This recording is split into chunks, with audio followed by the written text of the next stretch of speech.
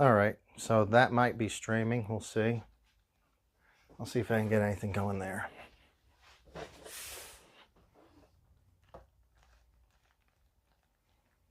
Yeah, if that's the case, you're just gonna have to go to my channel and see if they can find it under live stream.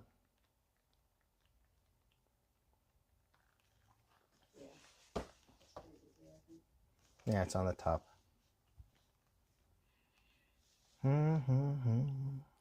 All right. Yeah, it's up. Sorry about that, guys. I don't think anyone's on yet, but we'll give it a few minutes and see if anyone's able to get in. Producer? If you could you make sure the camera's pretty much straight? However we want to set it up, I don't recall. Dave, give us some talk. Make sure your mic's working. Hey guys, how you doing? Mic test. 1 2 3. 1 2 3.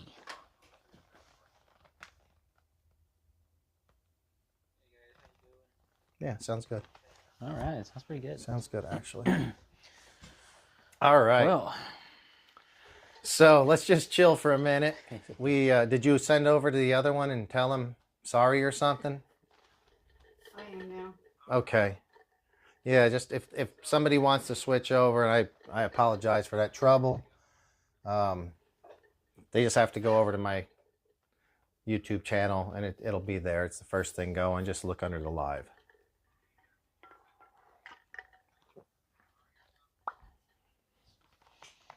yeah, take a shot. Yeah, let's do it. Man, what a situation with that computer going out and then the camera at the same time. That was great. A lot of fun. A lot of fun.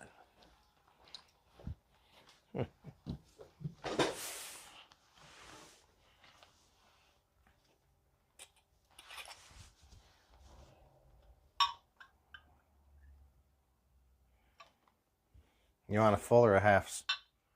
I'd assume a full. Yeah. There you go. All right. So almost 20 minutes, 15 minutes late. Man, sorry guys if anyone's even there. Yeah. It was tough. Sorry. Cheers. I mean, cheers. To a late start.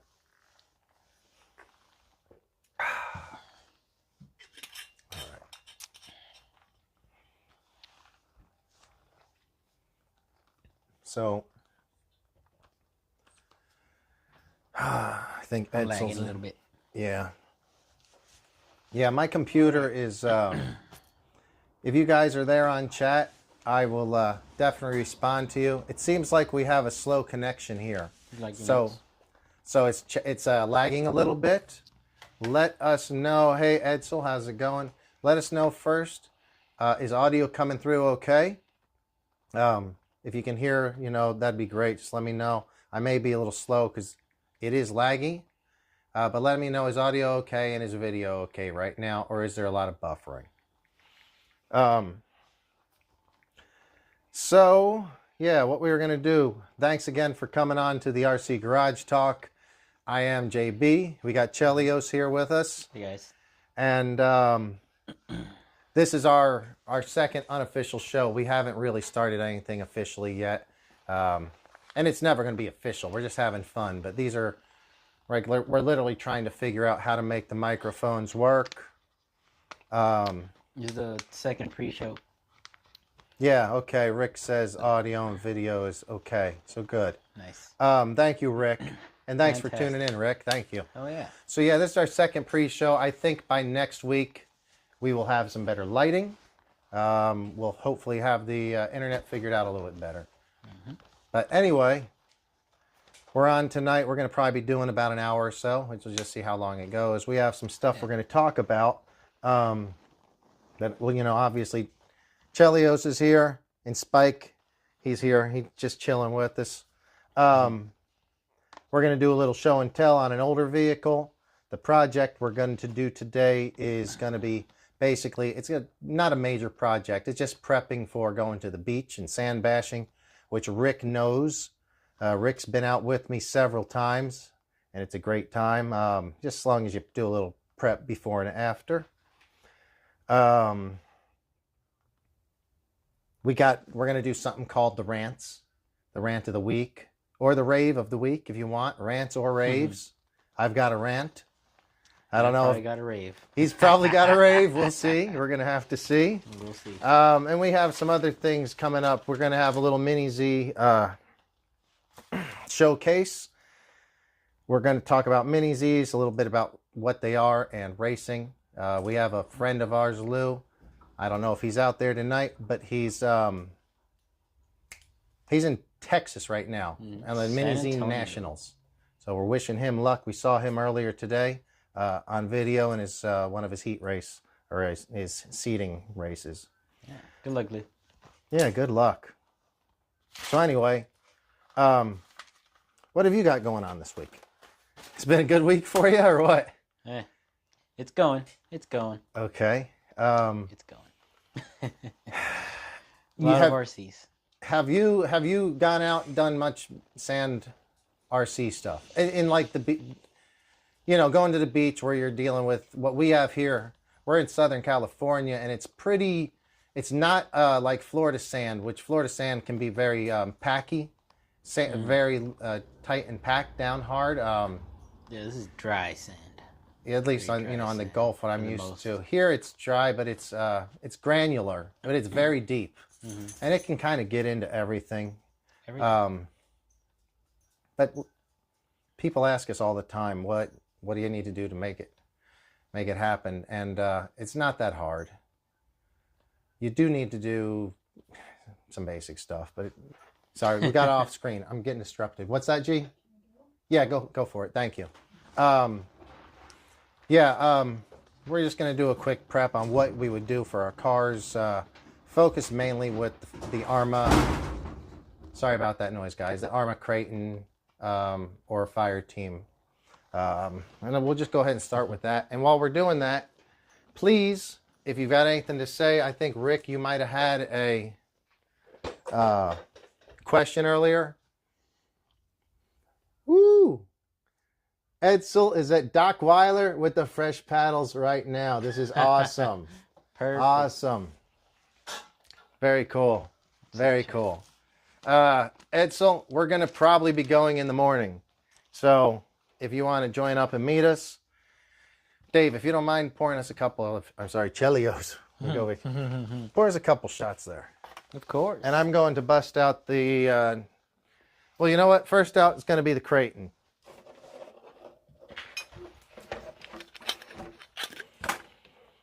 So,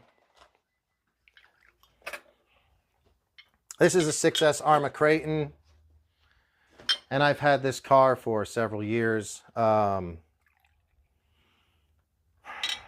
This actually, I just came from the beach the last time I used this, probably about a month ago.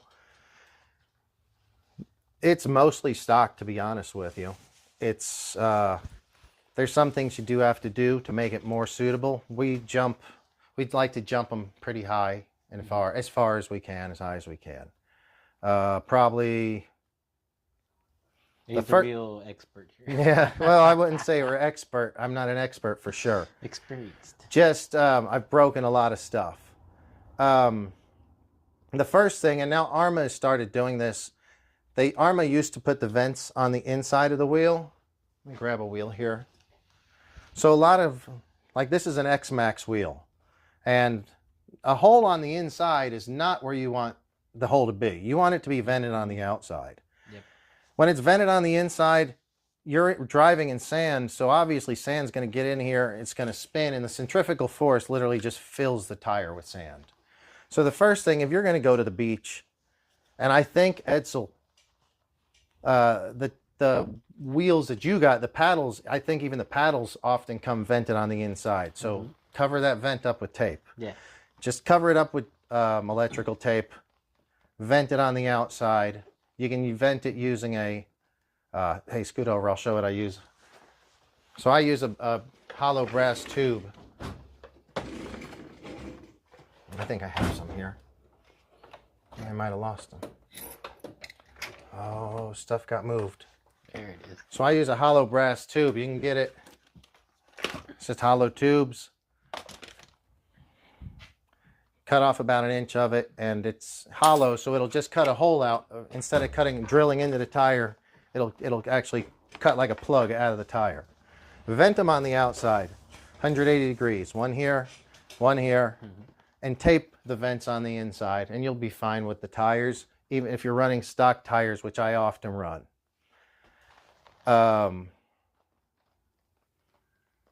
People ask all the time, can you run stock tires in the sand? Definitely.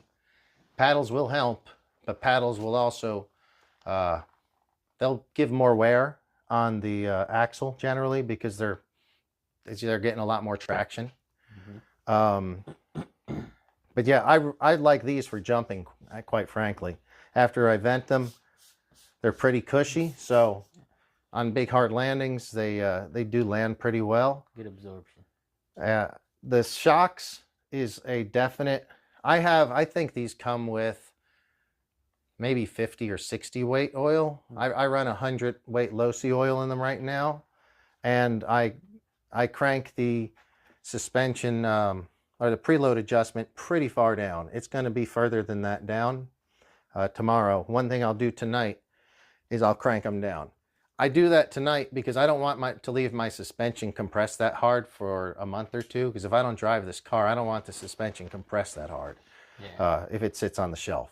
So I back it off some. But tonight, one of the beach prep things is get your suspension a lot stiffer. You want it to sit tall just to get over the sand, and you also, you know, when you hit those big airs, you do need it to be pretty hard. So I will probably ask David to crank those down about halfway again from where they're at. Mm-hmm. This is really, man, this was an EXB chassis. It used to be black. It's been sandblasted, buff. You can see where there's... Literal sandblasted. But I love this car. Absolutely one of my favorite cars. Rick, you've driven the Creighton 6S, I think, with me. He can attest. It's a lot of fun. This is one of my favorite cars for sure. But anyway, we could be done with that guy for now. Peace. It's time for a shot. Yeah. Cheers once again. All right, Dave. All right. Now we've officially started the show. And I apologize for the delay. I had set one up earlier, and we had hoped to just jump into that and give people a chance to be notified that the show was going to come on. Everything was going good. This show was so prepared. It was set. And right in the last 3 minutes, my computer crashes. That has to do every update known to the world before it restarts. And the Prism app, it did not do what it was supposed to. And there's the lesson of the day. Yeah. Expect the unexpected. Have extra parts. Another beach car that I love taking out is the notorious 6S. And that's a nice one. This car, I built out of, my boy Ryan. Our boy Ryan, who we'll give him a shout out later. Ryan. He hooked me up with some parts, and then from there I pretty much ordered every other part new. So they never made the Notorious as an EXB, but I built this with the EXB part, so it's pretty good. And our buddy Kevin, I don't know if he's out there tonight, he hooked me up with this cool 3D, I think it's a 3D RC printed. Oh, it's a flexi wing. Flexi wing. I've only had this one for probably a year, and I've only driven it a few times. One thing, this has taller tires on it. That's going to make the temperatures a lot hotter. And in the sand, it's even going to be worse. Even worse. So I do have one heat sink. I have a Racing heat sink and one fan attached to it. I think one fan will probably do the trick. But by this stack of broken motors over here, I've been wrong a whole bunch of times. Yeah. Again, this is the same thing as the Creighton. basically a shorter version of the Creighton. I'm going to crank the suspension down. I have the same 100-weight Losi oil in it. This is pretty stout. And we're sending these like, we're trying to go for 100 feet. I mean, we're sending them 75, 80 feet, honestly, and sometimes more when we can. Man. So it's a lot of fun. This thing is pretty much ready to go. Just going to get the suspension taken care of with the preload. Peace. Know that do get your batteries charged the day before, and do not take half charged or kind of charged batteries to the beach, because sand has a tendency to just rob power, and it's going to wear your batteries down a lot quicker than you're used to. It'll sag them real bad. Another Creighton. This is the 4S Creighton. This is the V2 4S. Not that much smaller. Jeez. They're really not that much smaller. Rick, the 6S was flying, but the 4S was flying better. My other 4S was the one you drove. I don't think you ever drove this one yet, Rick. You drove the V1, and that thing actually is a really good car. The V1, after the mods I did to it, is primo. This one, it's a new one. I bought it as soon as they came out. I've had a lot of fun with it, but I think I'm my second motor into this one already. It's all stock though. I didn't even put thicker shock oil in this one. So yeah, not much to prep on this one. I did on like the rest of them. So Arma recently started venting their tires on the outside, not on the inside of the wheel. They're learning. If you got an Arma, just check it. You might be vented already on the tire and not the wheel, but if you're vented on the wheel, put that tape over it and vent it on the tire. And clean the wheel before putting the tape on. Yeah. It's just going to fall off. Certainly. All right. So we're going to talk about things to do or not to do on and off throughout the broadcast. While I am probably going to put some tires on my fire team and take that out for the first time. Dave, or Chelios, goes by both. Why don't you take over with a little bit of Mini Z talk? Know we were going to do a race Wednesday. You could explain maybe why that didn't happen. But what we do have coming up for a week, what Lou's got going on, and maybe show a couple Mini Zs if you got something like that. Indeed, guys. Okay. Well, this week's race had to be canceled. Unfortunately, one of our main racer guys wasn't able to make it. Had some surgery done, but he's recovering. He's recovering well. We'll be back next week like if nothing ever happened. Yeah. Sorry that you were not able to make it, bud. We're glad everything was taken care of, and we were looking forward to next week. So, wish you're here. You'll be here. He'll be a guest on the show for sure one of these days. Yeah. There you go. Let's do another shot. One more shot. Shot time. All right. Oh, yeah. So, William's here. Nice. Oh, William. Oh, this is great. This is great. William's here. We were actually just about to start talking about Mini Zs, so this is great. Hey, William. And William had a fast time by about a half a second. He just he crushed a half a second, not even just a little bit. He did a half a second. Oh, half a second at one time. So that's pretty good. He's been getting better and better. You know, he's one of the many people that has been showing up that are true testaments to. You know, you dedicate some time into something that you love, and you will get better and better and better at it. Yeah. Next thing you know, it's been a year. You're driving. You're seeing lines you didn't see before. Not hitting every single block in the wall. I mean, that's where we all started. Admit it, guys. Yeah. And these things, the more and more time you dedicate, you can get to special moments where you might be in national competitions, like our friend Lou. Like our friend Lou, who's he's actually doing this for his second year in a row now. Second year, yeah. Hey guys, if anyone is listening, and I think a few are, how is the audio coming through? Because we are using these mics on our Yeah, if you hear anything funny, just let us know. Yeah, because we Bleep it can't. in. We don't have a monitor here. We have no idea what it sounds like. That's another thing we gotta add to the list. Well, if We'll we had a work on it. producer, if we had a producer, why don't you go ahead and tell us about the little bit about Mini Z's? If you guys have any questions about Mini Z's, please let Dave know. Yes. All right.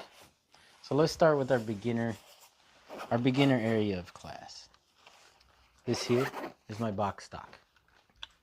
Hence the name, box stock. What you get in the box. Have to use a complete body, windows, tail, the works, paint, all the lights. No taking off little grams of weight here and there. The class has to be legit. No, I'll just use this thing right here. This will work instead. Chassis are as such.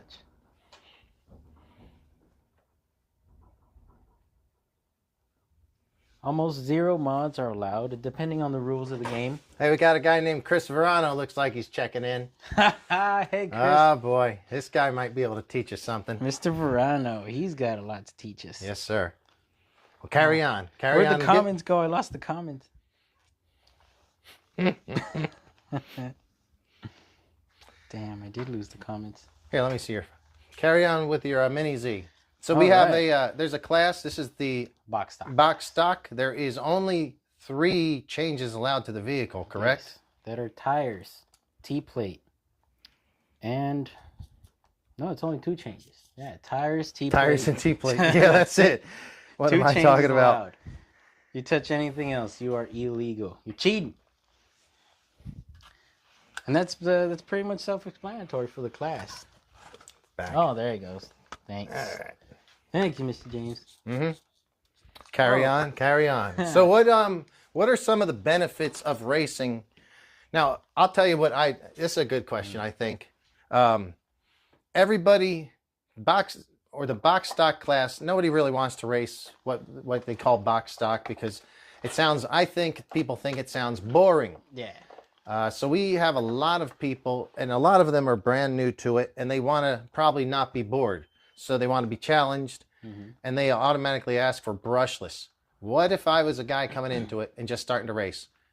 Would you recommend this? Or I say, hey, I want to go faster and do better. I want a brushless one now. What do you think? Well, first thing, I would ask what's his experience in RC in general. Because if this is going to be his first RC, I would recommend box stock. If it's not his first RC, let's say he's raced on other tracks in a bigger scale, slightly comparable to this stuff, he might be more inclined to the brushless area. But that's a whole nother topic. To any beginner, I recommend box stock. Main reason, everything is uniform. This is what you get out of the box. It's the cheapest class to race in. Not necessary to invest much. I mean, you totally can if you want, different bodies, paints, accessories. You can make it yours. And, of course, invest in it. The best part of box stock class is everybody shares the same power. There is no flying by the next person because you have a better motor or a brushless motor or different equipment, different mods, different tuning. No, it's all box stock. Everybody shares the same power. The only real mod in here is driver mod. So if you take time, dedication, these cars can be very, very competitive. Very, very competitive vehicles.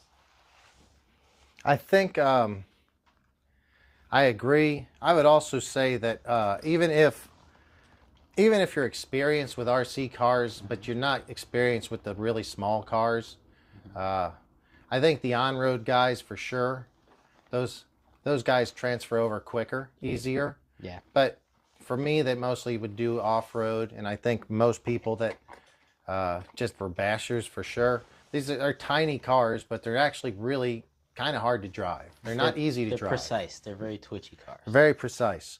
So anybody that gets, well, I've seen it like 100 times.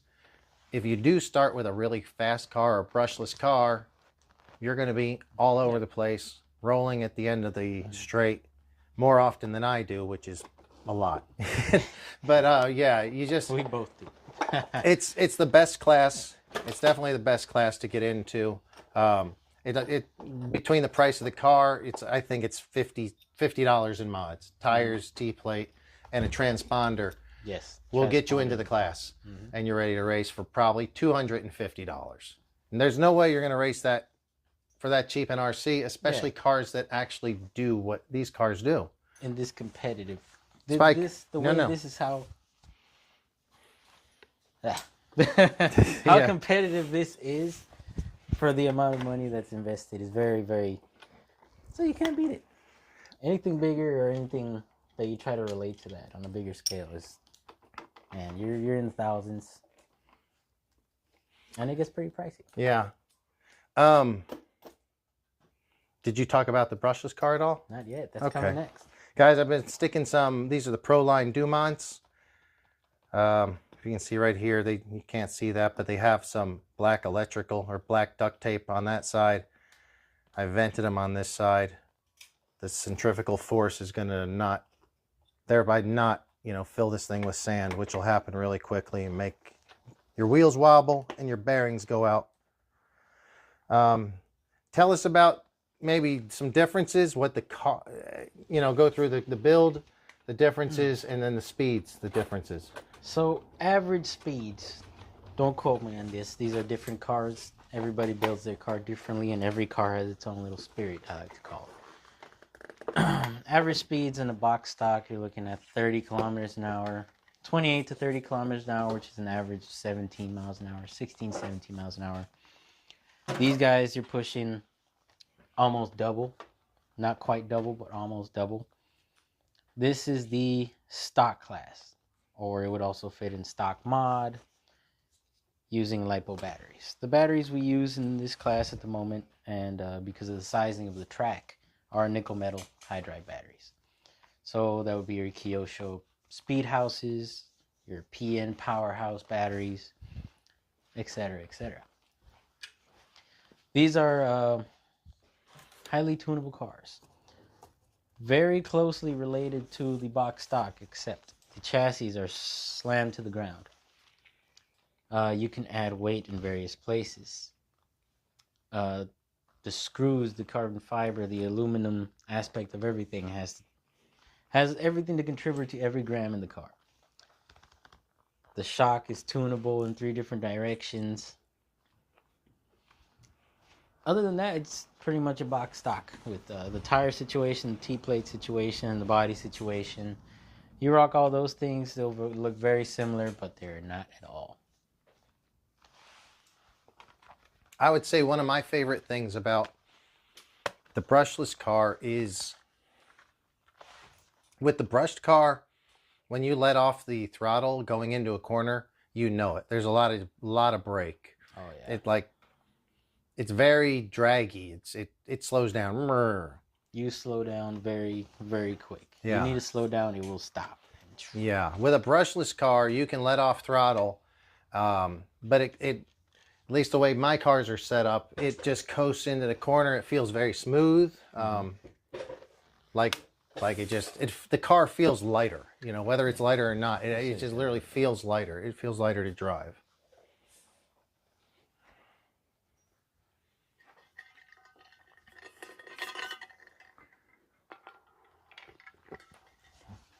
So, I don't know if Rick's still out there. Rick, are you going to be able to come out with us tomorrow? If so, we're going to try to hit around 9:30 at the usual spot. Spike. And what was the next thing? And I think Rick, you had said you had a idea. Nice tires. Yeah. Are you done with those? Yeah. All right, let's pull those off to the side so we can. I don't want to. They are pretty small. I don't want to hurt them. I'm afraid of dropping something on them. That too. They're Very only little cool. mosquitoes. Okay, so Rick is not going to be able to make it. I think it just may be me and Art. We got the pirate. Pirate Mike used to make it out there with us a lot, but I don't see him much anymore. We got 10 viewers. Hey guys, how you doing? If you guys don't know Pirate Mike, check out some of the old videos on this channel. I used to do more. Was he even in the shot? What? Was the car even in the shot? What car? I showed the car. Oh yeah, yeah. You showed the car. It was in the shot. Perfect. I didn't see it for. Technology. It's about what aspect of the RC? Oh boy. I'll tell you what aspect I enjoy about it some days is getting the fuck away from it. I'll be honest. I love this damn hobby. I really do. It's awesome. I've been playing with it for like over 30 years. And shit. I just get frustrated sometimes. Sometimes I just want to be done with it. But it's a lot of fun. We'll talk about, I think, racing, bashing, wrenching, painting. You know what? I think that we should do that as a full segment next week, Rick. Yeah, that is a full segment. Let's do something like this. Next week, I'm going to come on with what I like. I don't know if we're going to be lucky enough to have Chelios here. But if we are, Chelios will come on with what he likes most. And hopefully you guys come on with some ideas as well. I can tell you right now what I like doing most is probably building the cars, unless it's a really nice track or a really nice sand dune. I don't want to drive if it's kind of crappy. Like if the track is cruddy or not, there's no traction or it's rutted. Mm-hmm. I don't want to beat my car up out there and burn up tires. You decide if you beat up your car. Yeah, like I like my cars to usually run. Yeah. They don't always run at the end of a big sand bash, and that's cool with me. I am totally about working on them, making them okay. Driving them, if I go and there's a nice track, mm-hmm. or the berm, the sand dune is just right, man, I love going out there and driving then. I don't like driving in mediocre conditions. Mm. I'll be honest. So my cars sit a lot. But luckily I have a wide enough range from like mini Z's way on up that I drive the mini Z's if I'm not doing that. Yeah. So yes. And Rick agrees that a bad layout sucks. Is that you, William? You like building them? The panel? And his panel, or is that paint? Maybe? I think that's William on Alex. But yeah, painting. Yeah. Absolutely. It's tedious to paint. For me, it's tedious, but I enjoy you actually have to focus on what you're doing, especially the masking and the stuff takes forever. He's got some pretty good looking cars. William does? Yeah, he does. I've seen William's little cars. They look really nice. Yeah. But yeah, let's throw that into a segment. Maybe we'll do a weekly segment of what is our favorite X, Y, or Z. We'll come up with some fun stuff. Yeah. This is going to be this. I hope will be fun tomorrow. The Fire Team. I picked one up when they were on sale a few weeks or a month ago. Haven't driven it yet. Is going to be 100% stock, other than the Proline Dumonts on the rear.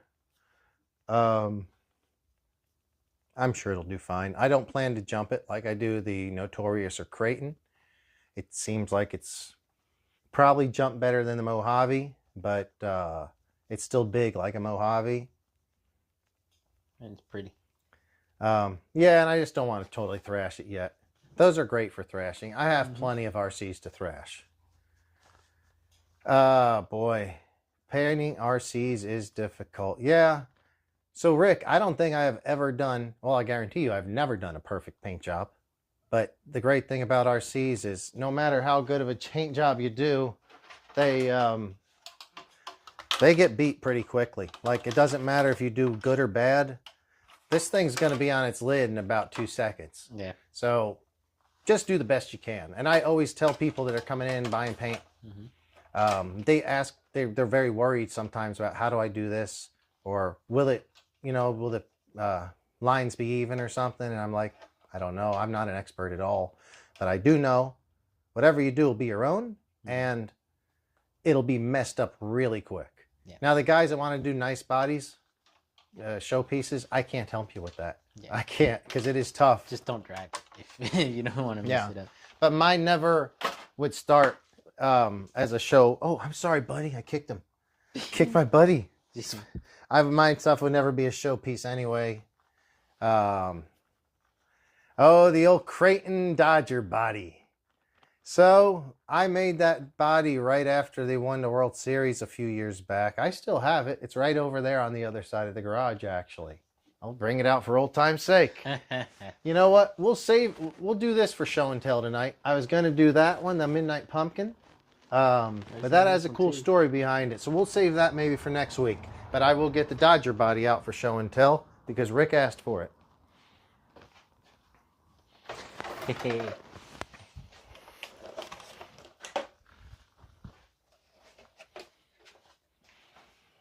All right, guys. So is this what you remember, Rick?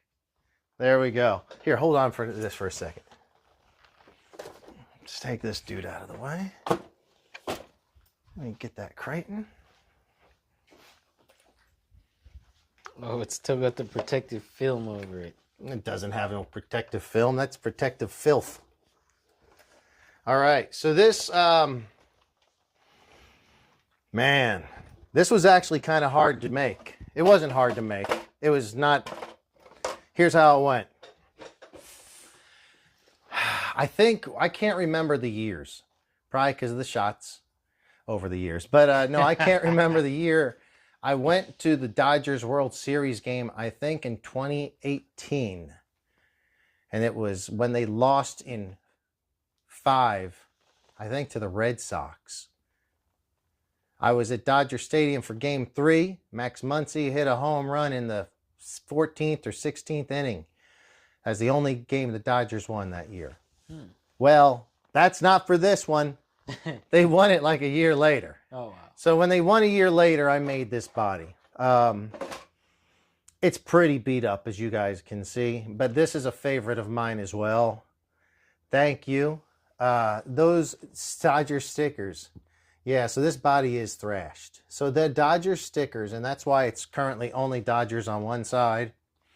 I went up to the Del Amo Mall. They had some sports shop up there, and I went into the sports shop right after the World Series. I bought, I think this is a J Concepts finisher or Punisher body or something. I don't remember the name of it. Punisher. Yeah, Punisher. I actually like this body too. I could bring this out from time to time. It says finisher. Oh, it is the finisher. Yeah, okay, so it's the finisher. Nice. Reggie. Ha! Reggie. What's up, Reggie? Oh, boy. Now the party's starting. Mr. Jones. Thank you, Reggie. Thank you for stopping in. Welcome. Yeah, for everybody that doesn't know, Reggie's he's a great guy, and I'm glad he stopped in. He's a cool RC dude. Thanks for coming out, man. We're just talking about the Dodgers body that Rick had asked about. See that guy's Kobe Bryant Lakers, but oh, another shot for Reggie. Yeah, let's do a shot for Reggie. Shot for Reggie. So yeah, I went to a store in the mall and I got some of. So these are just stickers. We'll do a shot for everybody, but we wouldn't make it to the end of the show. Here you go, bud. These are stickers I got from the mall. I didn't, and they just peeled off. They're not like legitimate RC car stickers. I just made them work, and I loved it. A lot of people loved it. Now, Rick asks, hey, we got Kevin on the... Thanks, Kevin. Thanks a lot for tuning in. Up, I think if you can get out a little earlier than we were talking about, we're going to be doing this beach bash. We'd love you to be there. Beach bash. Rick says, did you guys see that Kobe Bryant Lakers body at El Nido? Yes, Rick, I did. That, I know there was, I believe, 2 of them. Art is a big Lakers fan. Great dude. Art has Creightons, Technos, X-Maxes, XRTs, all the cool shit. Art at least has one Mamba, body that I know of, and I believe he may have Mamba and Lakers bodies. Kevin said he wants to be. Kevin, you can be here for the next one. Maybe we'll do one after the beach bash in the morning, between the beach bash and then El Nido in the later in the day. We could do a live stream tomorrow. Anyway, cheers to all you guys. Thank you so much for tuning in. It's a lot of fun. Me, Chelios, Cheers. and Spike. It's been fun, guys. Thank you.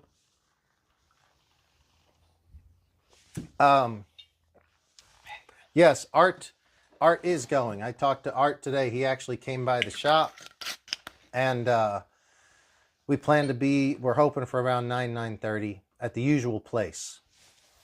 But yeah, the Kobe Bryant Lakers was really cool. That's Art's. I think there might even been another guy that was doing Lakers as well. But I love seeing. That is a cool part of RC, is you can do Dodgers, Lakers, whoever you want to, whatever your team is. If you want to support anybody, or you even want to support your own business, if you have your own silly little thing going on, whatever it is. Yeah, you make your own livery. This is custom. Yeah. Paint, do what you want. You can do it and whatever you want. People ask me all the time, like, what should I do? What do you think I should do?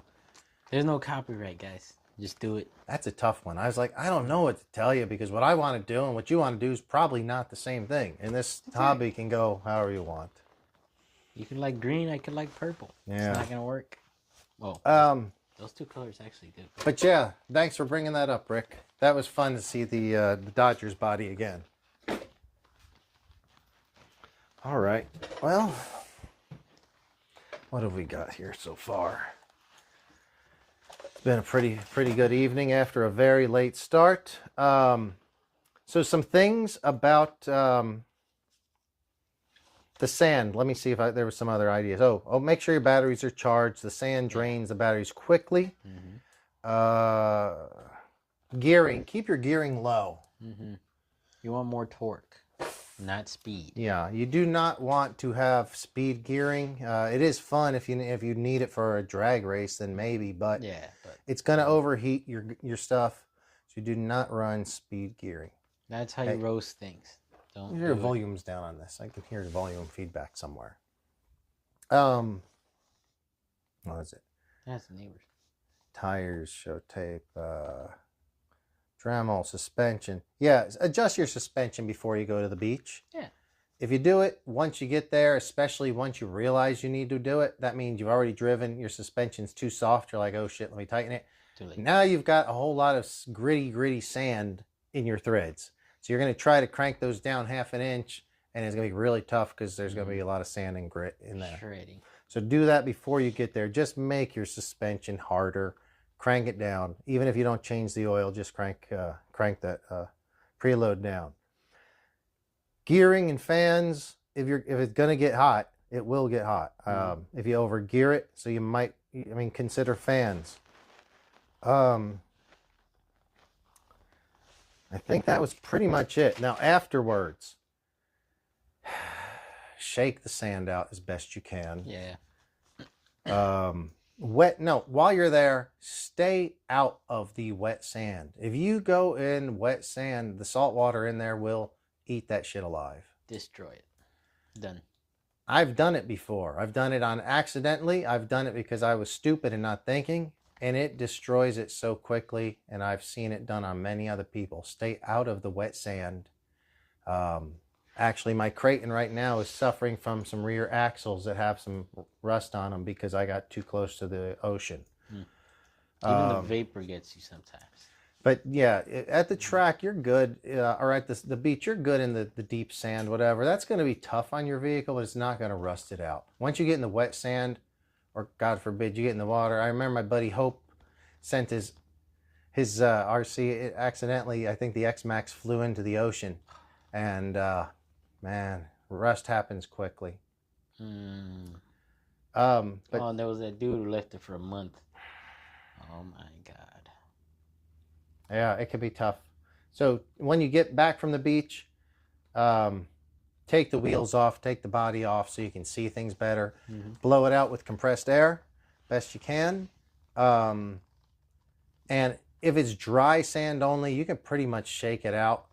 you're probably good to go. I would still recommend a coat of WD-40. Just spray it over all the plastic, the composite, and the axles if you have, aluminum axle. I'm not aluminum, but steel axles. Do that. Just spray it down, basically. Mm-hmm. If it's bad, if it was wet, you probably want to pull the electronics and actually wash the thing in fresh water.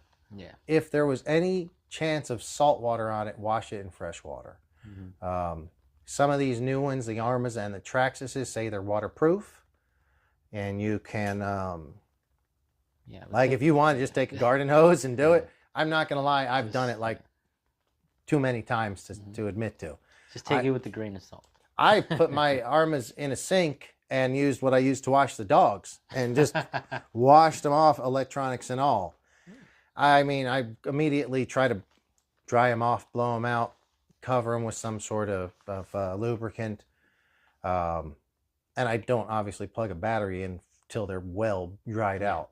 But the worst thing about a beach is the salt corrosiveness. I've seen it just absolutely ruin a vehicle. Please clean your cars. Oh yeah, absolutely. And then when you come back from the beach, take some of that preload off the suspension. You don't need your suspension to be sitting there cranked down for a month until you go again. Yeah, that too. Yeah, that would probably be it with the beach stuff. I mean, I'm sure I can think of some stuff from here and there, but you just go out and have fun with it. The taller tires obviously are going to work better. You don't want to take a short course to the beach. Unless you want to drag your chassis. Yeah, short course doesn't work too hot at the beach.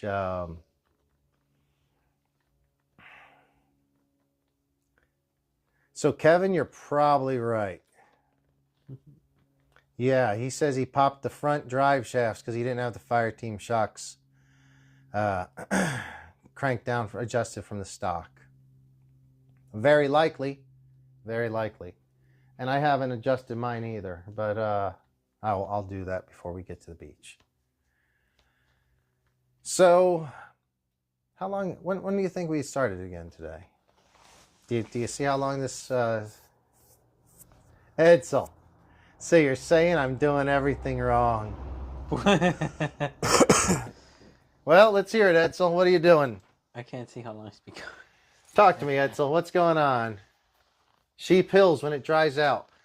So Kevin showed me some pictures of a place that looks both beautiful and horrific at the same time. It looks like a beautiful, a lot of jumps. It looks like a BMX track, a lot of jumps. Except when he went, it had just rained for 2 weeks straight for the first time ever in California. That's horrific. And go and check out Kevin's, you know what? Kevin has some pictures on his Instagram. Kevin, if you get a chance, type out your Instagram. I forget what it is. I don't remember the name. It's K Cunningham or something like that.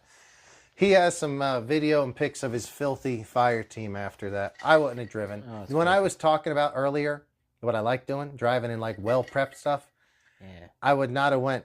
I would not have driven then, Kevin. Oh, boy. Edsel has left with a gearbox that doesn't sound too good. Well, Edsel has a short course truck, I'm just thinking. Yeah, so Edsel has a short course truck at the beach. I mean, he put paddles on it, so it'll get through. Did you have paddles on that? He put some paddles. Okay, I don't remember. Well, that's what he said in the comments.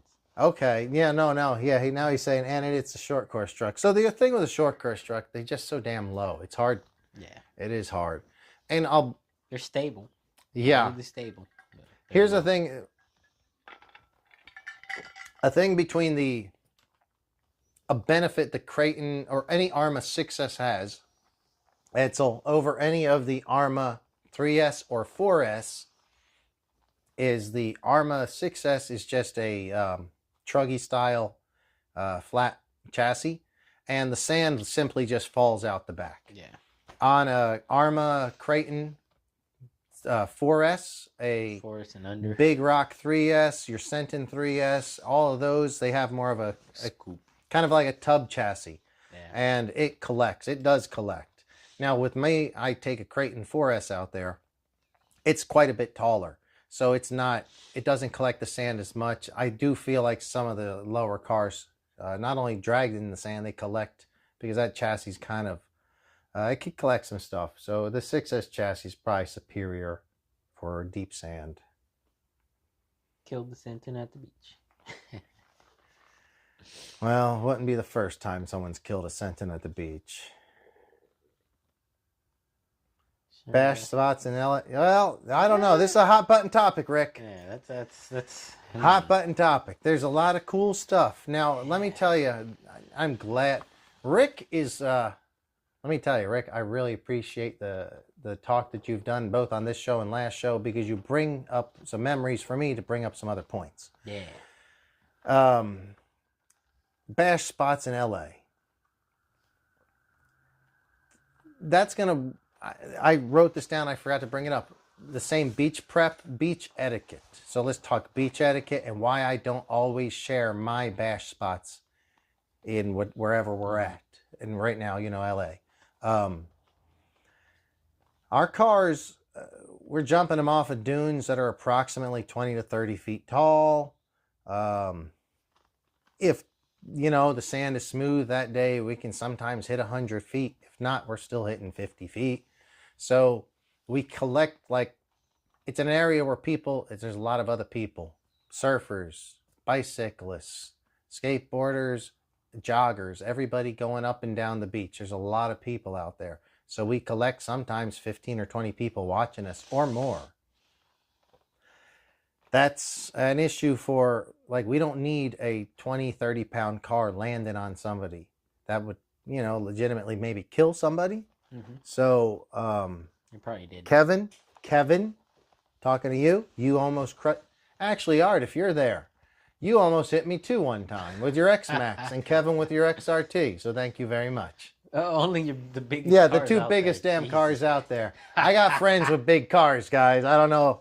I don't know what they're compensating for, but I got friends with some big damn cars. Then they are cool friends and they're cool cars. So, freaking awesome cars. Yeah, just messing with you. Oh, man. Yeah, no, you're right, Rick. It says, because, it's not only idiots. It's easy for even us to ruin it. Let me just give you an example. I'm standing at the top of the dune right here, and the dune's this way, and I'm standing at the top. If the strand is 100 feet that way and the beach is 100 feet this way, and I'm driving my car this way as fast as I can, I'm basically hitting 60 miles an hour probably by the time I hit the dune, I have to look. Okay, clear. I turn around and start driving. I still have to hope no one on a bicycle or somebody else, a kid or somebody, a lifeguard, has driven under us. Because next thing you know, you need a spotter. You literally need a spotter, truthfully. And I actually always have a spotter. I always have somebody with a video camera. She's not here now, probably watching. But I always have a video camera spotter, actually.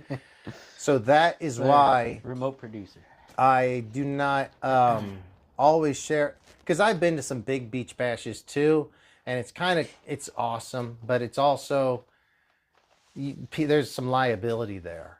But I do... there's something we can do called Art Fest. We do it once a year. And we'll be doing it, hopefully, in the next month or so. Art Fest? Like this art? End of February. Yeah. What? Well, we call it Art Fest like it's an art fest for artists, but it's actually my buddy Art. We do an art festival for art. We're going to rent a camp spot and do a whole weekend bash thing like we did last year. Hell yeah. But we keep it pretty small because we do not want to do, we don't want to get it shut down, truthfully. We just do not want to get it shut down. And I've almost literally been hit a couple times, and if we were to hit somebody else, that'd be a bad situation. I can trust myself to not hit someone, and I just can't trust myself to watch a whole bunch of other people. I can't be responsible for that, so that's why I don't tell a whole lot of people about bash spots. But I do tell a few people at a time. I do like to share it, but I keep it small still. What do you think? Same thing, I agree. It's kind of hard to share all those great spots because everyone goes at their own discretion. We know what's going on. We probably scoped it out for a little while. Next thing you know, we tell somebody about it. They pull up. Next thing you know, we're liable. So We're not liable. First off, we're not liable. Don't We're get any not liable ideas. anything. Nobody get any ideas. nobody getting the idea. He's liable, not me. No, I do know No what you bash mean, spots. though. And yeah, it's just it's tough. It's not even easy. Where we go, we generally walk about a half a mile or 3/4 of a mile, pulling. I pull a trailer or like a rolling cart with like 75 or 100 pounds worth of tools, batteries, and 4 or 5 RC cars. Damn. And my buddy Art's got his X Maxes, XRTs, and Creightons. He's got at least as much. Sometimes Damu's showing up with like a Like 7 DBXL or something, Creightons, and Mohawk. So it's not easy. It's like it's a half-mile hike from where we have to park. Yeah. You're going uphill both ways, plus you're in the sand, so it's not easy. So, yeah, it's just more of a smaller scene. And I only do it 3 or 4 times a year. It's very limited when we can do that because it depends. You have to do it during the winter when the dune's up. Other than that, there's no point in it. But there's probably other cool bash spots that we could share now that I think about that. There are cool bash spots you could share. Thank you for the question, Rick. We're going to find some reasons now. I think next week, let's try to visit this with bash spots we can share or reasons to share bash spots. Because I agree with Rick. It is more enjoyed when sharing with like-minded people. Kevin, you'd have to talk to Rick about the Rose Bowl. He knows about the Rose Bowl. That's up in his area. I haven't done it. He's told me, I guess it's pretty good, actually. I do think that, from what I understand, some of the speed run guys used to use the parking lot there to do some speed runs as well, but I don't heard know. about that too. I very seldom leave more than... I don't go anywhere. I don't go anywhere. If it's Pasadena, Me neither. if it's Los Angeles, if it's like anywhere that's not... There's too much damn If traffic. it's not in 4 miles around me, I don't go there too often. So Rick's saying that he's telling Kev, the huge rec field at Rose Bowl. Oh, so it has the short, flat grass. Edsel says it's pretty fun. So Edsel, have you been there before? Have you been to that one? That 2 asphalt parking lot with no concrete. So okay, maybe here in a couple months during the summer, let's do a live stream from out there at the Rose Bowl with Rick. We can go to Pasadena, and Rick can show us That'd be because a he's cool talking. live There's stream. both an asphalt lot and a short grass flat lot. Oh, Edsel says he goes all the time. Oh, there you go. Maybe Edsel and Rick even know each other. Kevin is scared of hitting a piece of dog crap. He thought the mud was bad. Kevin, don't make me mute you. Come on, Kevin. I'm just messing with you, dude. That was your... Dog crap is a nightmare, though. No, the car, Kevin's fire team was filthy. Kevin, what's your Instagram? Post your Instagram on there. He had dog crap on his car? No, it looked like dog crap. Because he drove at that place that looked both beautiful and horrific. Well, I actually Beautiful had if it dog wasn't crap on my muddy. car. You got dog crap on your car? Oh my god. You gotta use like gasoline to wash it off, and it comes out pretty well. Oh, Edsel sees a lot of planes there. NASA off-road bashing spot too. That's not something... I don't know. I'm not any... It's not yeah. at the moon, right? I don't know anything about this. So look, we live in the South Bay. The South Bay of Los Angeles. I've been through Pasadena a few times, but I really don't know the area. I've never been to the Rose Bowl. Have you ever been up there? Just to the Rose Bowl and back. Just there and back, yeah. No, I don't think I've actually ever been to never the around there, stadium maybe. at all or anywhere up there. So I'd be all up for just checking it out. I would just throw it away. Oh, Kevin, you're funny. Funny dude. So, Kevin, try to switch up that appointment and be ready for this 9:30 thing in the morning, which makes me remind me I'm gonna have to charge some. My battery's pretty much probably ready. We'll see. Sunday fun day. Sundays have a few planes and jets. So I have a few planes also. I can't really fly for crap. That's why. There's one right there. Where's that? Oh, the night vapor. The This night doesn't vapor. count much as a plane. It's a little mosquito. This doesn't count as a plane. Oh, it's stuck on some tape. It's a mosquito. That's It's the a night mosquito, vapor. yeah. It's going to stay up there. Mhm. Yeah, I have a few planes. I love flying once every year when I do it in one time a year, but I'm not good at it at all. But I do enjoy it. It's very, here's what I do. I put one earbud in, listen to music on one, listen to plane on the other, and go out early in the morning before the wind comes out. Mhm. It's therapeutic. It's not, I don't like helicopters or drones. It's not my thing. I want to fly like a bird. And to me, like you get the plane up there, you can cut the throttle and coast, like find thermals. You can just coast around. It's quiet. It's so much different. Yeah. Drones and helicopters are more robotic and computers. And for me, that's not what I want to do. Though I do love drones for video, and I hope to get one someday, something decent and get one someday. I don't know. What do we want to talk about? What we might do next week? I don't know if David's going to be on yet or not. If Chelios will be on, I'm sorry, D. We can talk about how to break your RC Wait, let's talk. and ways to prevent it. Shit. So what I want to do, That's a can of worms. I want you guys to give us 2 topics, maybe 2 or 3 topics if you can, of what maybe we could talk about next week.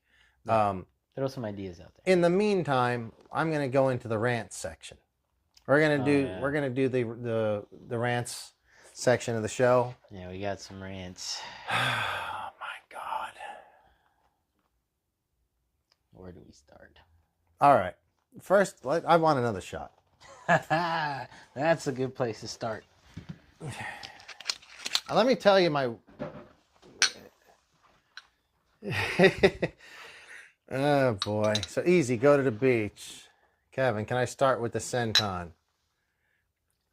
So, does that mean you're ranting about the Centon, Kevin? All right, I guess you're ranting about the Why you gotta hit on Edsel so hard? Well, no. Kevin has a Centon, and he can't seem to make it work. I know. But Kevin, I mean, be honest.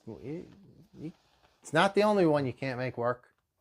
A lot of the RCs don't work sometimes, but the Centon can be a bit of trouble. Yeah, I'm going to save this shot for after my rant. All right, so here's the rant, guys. So what's your rant? I have a feeling, so I'm going to try to do a rant or rave every week. I'm also going to do some other stuff every week, but this one. So this is coming from, I've worked in a couple of hobby shops. I currently do. I have in the past, and I've been around the hobby for a long time. A long time before LiPo batteries were ever in the hobby. A long time. Before nickel metal batteries, when it was only nickel cadmium batteries. That's a while ago. They, batteries all just need to be taken care of, and they'll last. You will get a bad battery once in a while. There may be 1 out of 100 is a bad battery, something like that, depending on what company you're dealing with. But batteries pretty much just work. If you charge them and discharge them correctly, they work. Mm-hmm. I'm going to start taking a note. I'm just going to do it on my own in a little note in my pocket. Every day, how many batteries are ruined by people either not unplugging the battery or leaving it dead or near dead in a state. If your battery hits low voltage cutoff in a LiPo, you probably don't want to leave it sitting on a shelf for a year, especially plugged in, even for a couple days plugged in.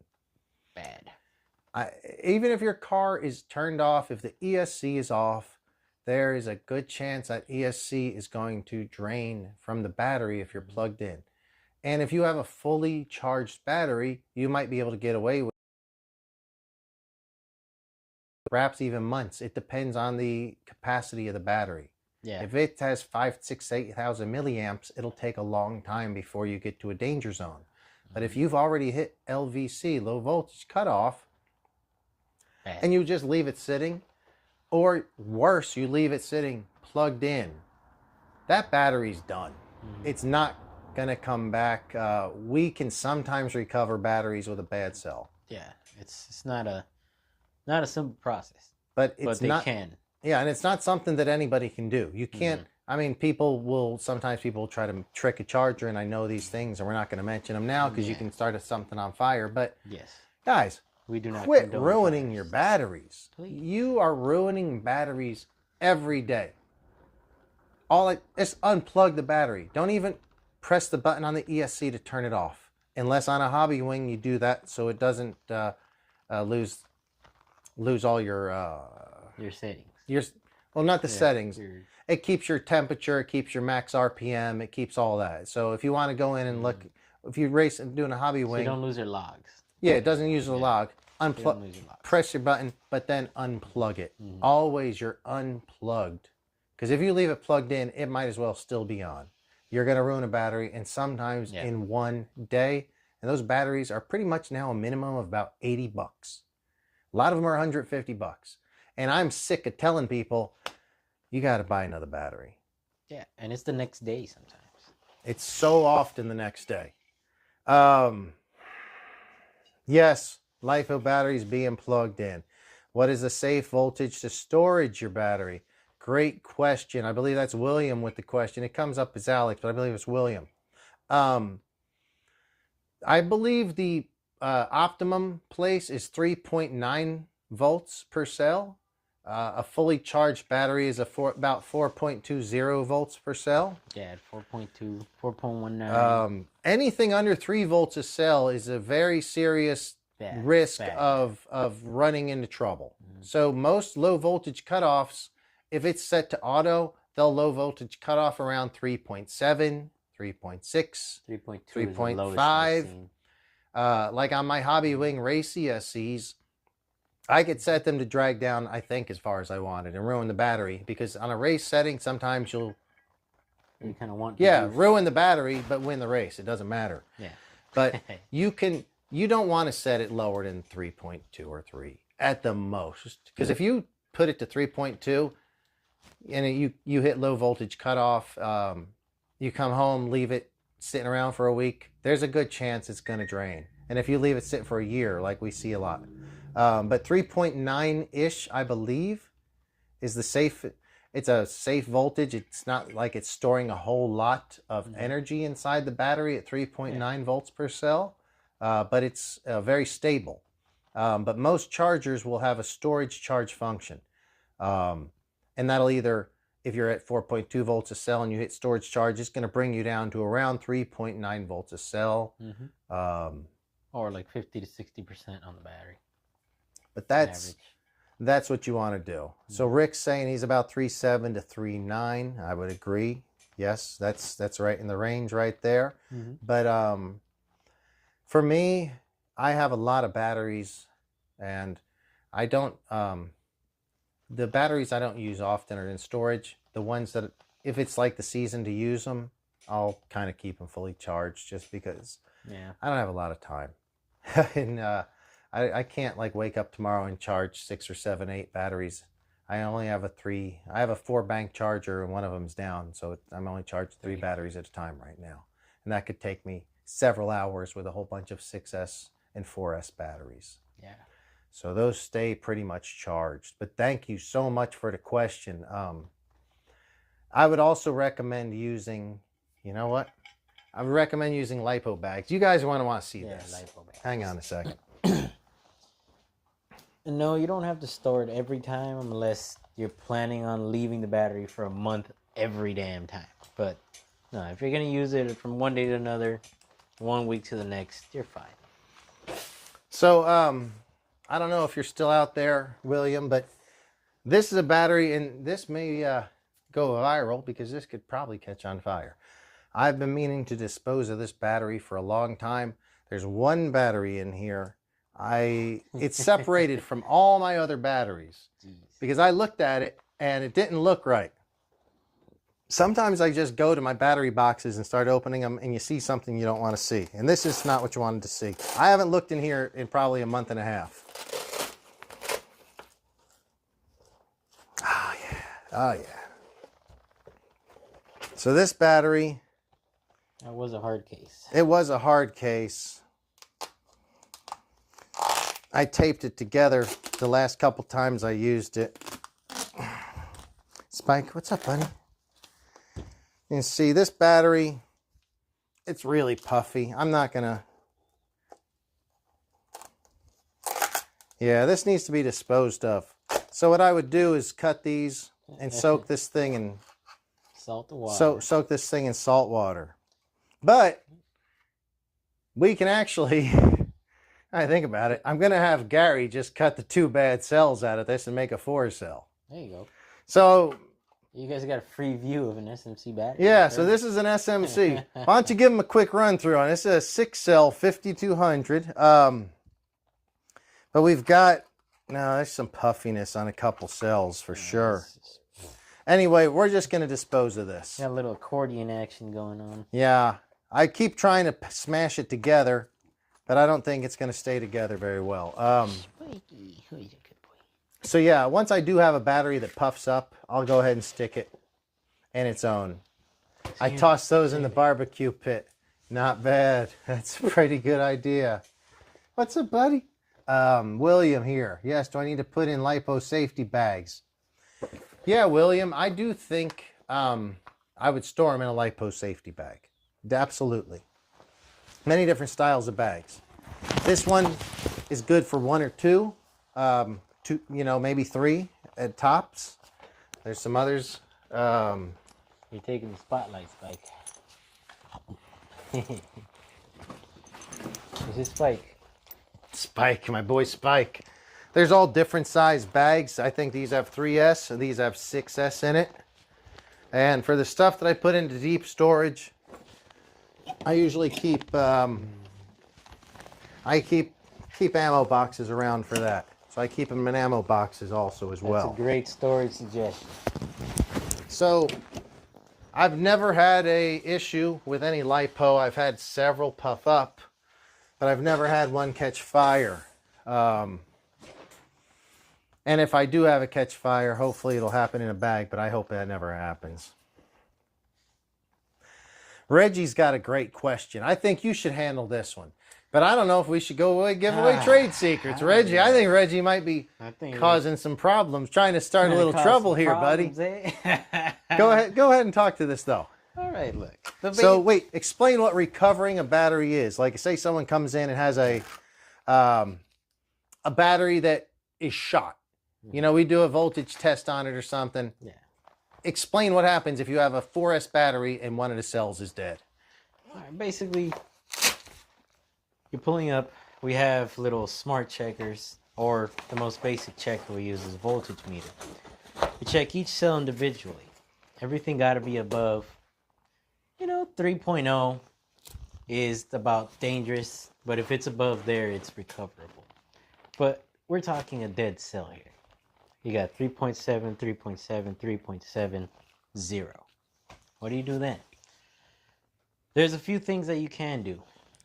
But one of the main tried and true ways that I've been able to do it, it's not recommended because if you keep your eye off it for too long. No. Long story short, you force a little bit of voltage. Hang on. Treating it as a different battery. Yeah. So, I didn't want you to say that part. So, some people will charge them as nickel metal. Yeah. Yeah. It's not a good idea. I've done it, and it's worked. Also, I've done it, and it goes like that, like immediately. That's what I meant. In no time at all. So, if you're doing it, you better be doing it in the garage on a concrete floor. In the lipo bag. Because there's a very good chance it's either going to work or not. And when it works, Hey, I do it like in 20, 30-second increments. The better way to do it, some people, I don't have one. We know what the guy who, one of the guys that does.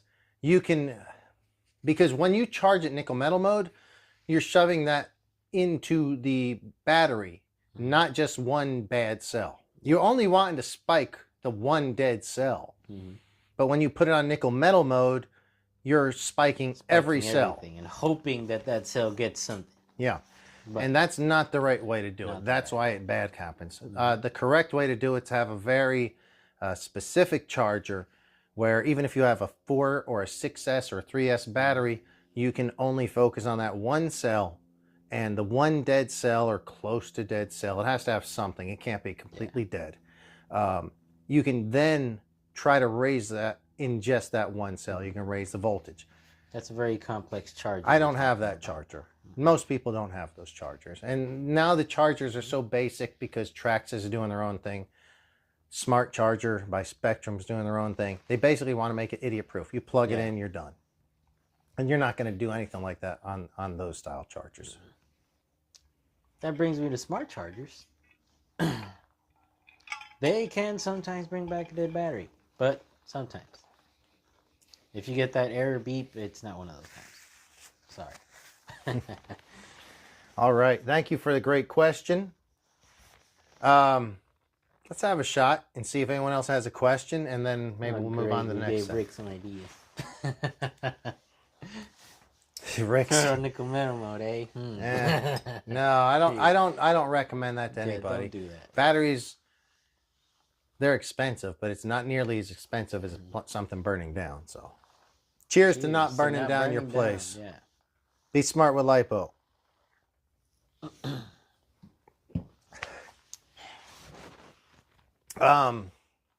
What else did we have? Was there anything else we had as far as talking points? That's another thing. So sometimes if you do that, the cells won't always hold a charge. The charger, the special way that James was talking about, that charger actually kind of boosts it up, takes it down, boosts it up to try and bring back the battery molecules, per se. That's the real way to bring back battery. Shoving it in nickel metal mode, yeah, okay, it'll save you. It'll probably get you through that bash run, but it won't always stay. Hey guys, I forgot to bring this up earlier. I need to do a better job with this. It's an unfortunate part of all YouTube. We it would make a huge difference if you would like the stream, if you'd subscribe, share it to your friends, but just giving us a thumbs up is a huge thing. So if you can give us a thumbs up, even if you don't like it, give us a thumbs up or give us a thumbs down. It'll at least sway the algorithms one way or another. Yeah. But we need some sort of reaction. Yeah, reactions. So I'll get better. Maybe mentioning that at the beginning of the show or something. It does really help. It helps for YouTube to recommend other people to come in. Indeed. I'm not sure what we really have else going planned for right now. What do you got going on this weekend, David? Anything going? Nothing much going. Probably just gonna go for a ride. Electric scooter riding. Oh boy. Not bashing this weekend. I bashed last weekend. Broke some things. Yeah. Gotta fix them. I said I hope to go. Well, the plan is to go and do some sand bash in the morning. And excuse me, I'm sorry. Sand bash in the morning, and then probably El Nido in the evening or in the midday. And there's Anaheim Supercross is tomorrow, but I don't think I'm going to be going to the Supercross. I went a few weeks ago. I think I'm just going to stay home, watch this one. Because I haven't been able to RC for the last 2 months at least. So I think I'm going to do that. I think you got to pee. Now I'm buying another new pack is $30. Yeah, you're absolutely right, Rick. Spike, I'll take you here in a sec. Boxes? Reggie Jones. So yeah, no, you're absolutely right, Rick. Some batteries are quite expensive, but you can find budget batteries online that aren't that bad. I don't, want to vouch for it, but they will work, and it's a whole lot cheaper than a fire. Absolutely. Yes. Also, The bags aren't that expensive either. It's cheap insurance. Cheap insurance. Hey, I'm going to take him for a quick walk real quick. You mind holding down the fort? Yeah. Dave will carry the show on for you. He can grab any vehicle off and talk about it. Ask Dave any questions you have. I will be right back, guys. Thank you so much. Come on, Spike. Let's go for a little walk. All right. So Reggie's asking, what about ammo boxes? So ammo boxes, that's a metal one. Some people will vent them. I didn't invent it.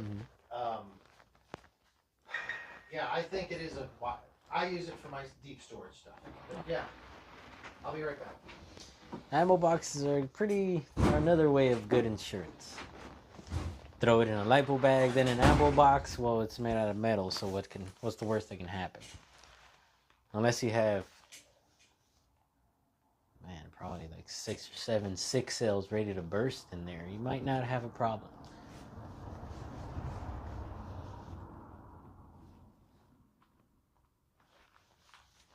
All right, so you said grab any car off the shelf.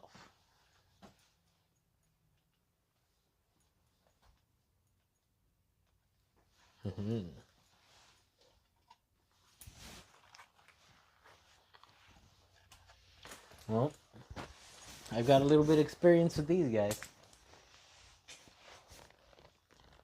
Let's see, I built 2 in total.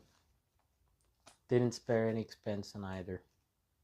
It was a good splurge. One was an SCX-24 Bronco, one of the new hard shell body ones that released in red. Put all Endura parts on it, carbon fiber chassis, portal axles, the works. It was great. Great, except for the fact that it sucked at crawl. It was a good trail truck. Yeah.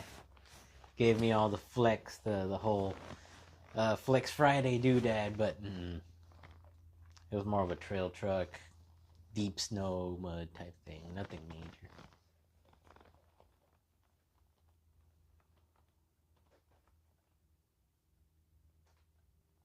Heck yes, they are gold. They are gold. And these little crawlers, well, testament, they are very, very capable. So, I just recently came from a 10 scale crawling line. 10 scale is fucking awesome. It's very realistic. You can do a lot. You can splurge a lot. But you end up realizing that you turn big spaces into small areas really quick with a really capable crawler. And having something that small, you turn a small section, like a 10 by 10 section of rocks, into a whole adventure day. And it's freaking awesome. They make low CG chassis for them. You can mod the shocks to run shorter springs, so you have a longer barrel, but your stance is nice and stout. There's a bunch of little mods that you can do. Of course, adding weight. I used to add the wheel balance weights, those lead balancing weights for real car tires. Well, I would throw a few on the chassis in the front, and that would solve some things. So to answer your question, very capable, very capable. As capable as you would want them to be, pretty much. This one looks like it's more suited to be like some high trail, ultra high jungle, deep mud type truck idea.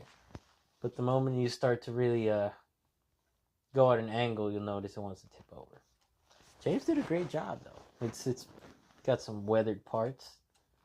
Looks like it just came out of a Jurassic Park movie.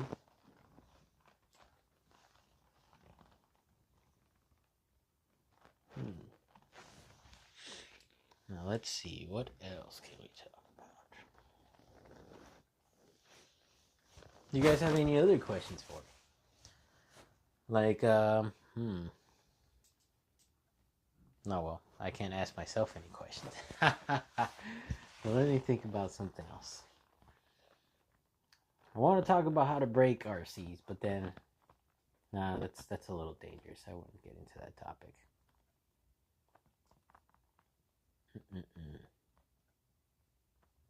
Mini Z's though.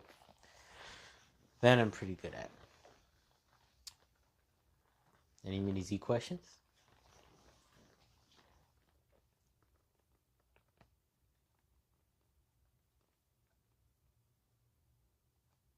Nice. Where is the JPL NASA area? I've never heard of that spot.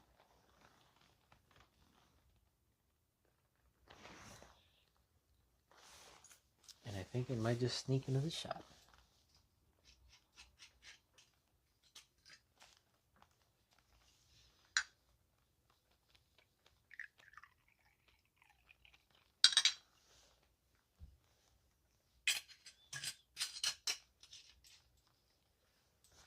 Thanks for stopping in, guys. Cheers. Happy Friday. Happy Friday. It's almost 10 minutes to 9.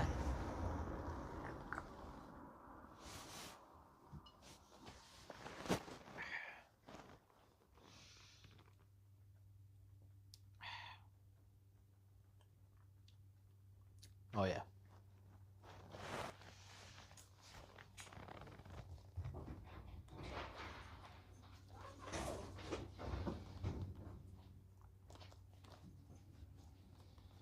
Dude, Columbia Park is one of the best crawling spots that I've been to.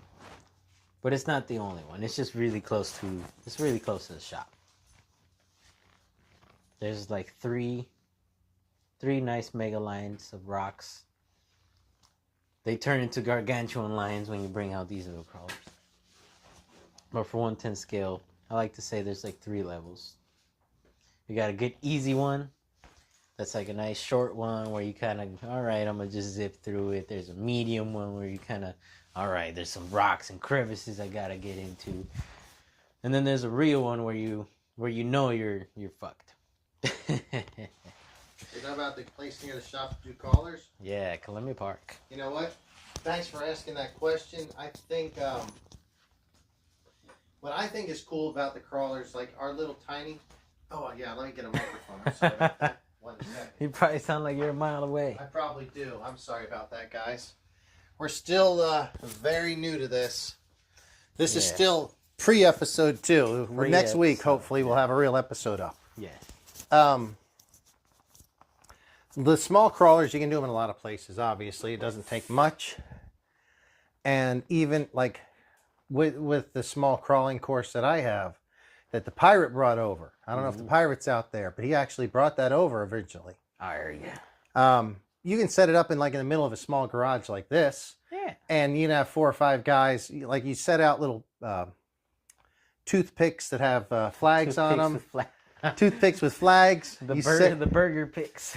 You set your rules. If you tip over, it costs you 10 seconds or 30 seconds. If every flag you touch, it's 5 seconds. You just set rules to make common sense. You number the flags, and it only takes like a 6 foot by 6 foot section, and you could have a lot of ridiculous fun and laughs over just a small section. Yes. You can have so much fun with these little guys, and just like mini Z's, a lot of fun with little tiny things, little tiny RCs in small places. So I'll let you carry on with that. It's a rain or shine kind of thing. Mm-hmm. Absolutely, it really is. No, we kind of came at the end of the segment. Oh, okay. It was perfect. So, yeah. I'm sorry, guys, for taking off. My dog, I guess he had to take a leak. Yes. Thank you for noticing that, Dave. He certainly did. He's nice and calm now. Let's pouring up another drink. How are you doing, Chelios? All right. Doing well? Doing all right. Do we still have anybody with us this evening? Yes. Okay, we got a few. It looks like Edsel might have a question as well. Hey guys, thanks so much for sticking with us. I said if you could, we'd really appreciate a thumbs up button if you can. We do really appreciate you guys sticking with us. Mike Thompson. Who's Mike Thompson? Sorry guys. That's the pirate. That's the pirate. Uh-oh. Oh, wait, hang on guys. Hang on. This is the pirate. Hello. Mike Thompson is the pirate. Shot. Yeah, Mike, you ready to do a shot pirate? because that's what Pirate does. Ed still says, when did you buy your first Mini Z? Um, That's a good question. My first Mini Z was like 2 years ago, roughly 2 years ago, probably. I first knew of Mini Zs in 2007 or 8. I think I brought this up last week on the show. Madge's Hobby Shop in New Jersey. They had a small outdoor track, and they had an indoor Mini Z track. Mm-hmm. I wish I'd got into Mini Zs then. They would have cost a lot of money now. Because they had Formula One Mini Zs back then. But that was back when it very first started. So Mini Zs, I think, have been around for 10, 15 years, 13 years, somewhere around there, 13-ish. I want to say. But I actually didn't own one until about 2 years ago. I bought a Mercedes AMG. Then I bought another, and another, and another. But actually, I didn't buy. I bought a couple. It's probably 2 years ago. Mercedes stock class. I still have that car in one form or fashion. The cool thing about Mini Zs, they never really leave you. You buy like a ready to run rear wheel drive, and next thing you know, Lou takes it, and you've got a LM or a brushless LM or something cool. So Mini Zs can morph into whatever you need amongst a couple different like wheelbase classes and stuff. There's a few classes out there. You got front wheel drive, rear wheel drive, all wheel drive, GT, LM. LM's probably my favorite just for the look, just purely on the look. Yeah. Do I not have an LM up here? Some of the finest looking cars. I don't have an LM up here. I do have an LM up here. It's not built, but it's an LM. So this would have been a Mercedes GT. The LM, this one's not built, but you can see it's a lot bigger body. It's a longer wheelbase. Toyota. I love this one. It also is a lot of fun to race because the cars rub well without really getting kicked to the side. Would you say? It's a very smooth driving, very planted class. Yeah. The bodies are a tad bit heavier. They are heavier. They're not the fastest. They don't handle the quickest, but they're a lot of fun to drive. Indeed.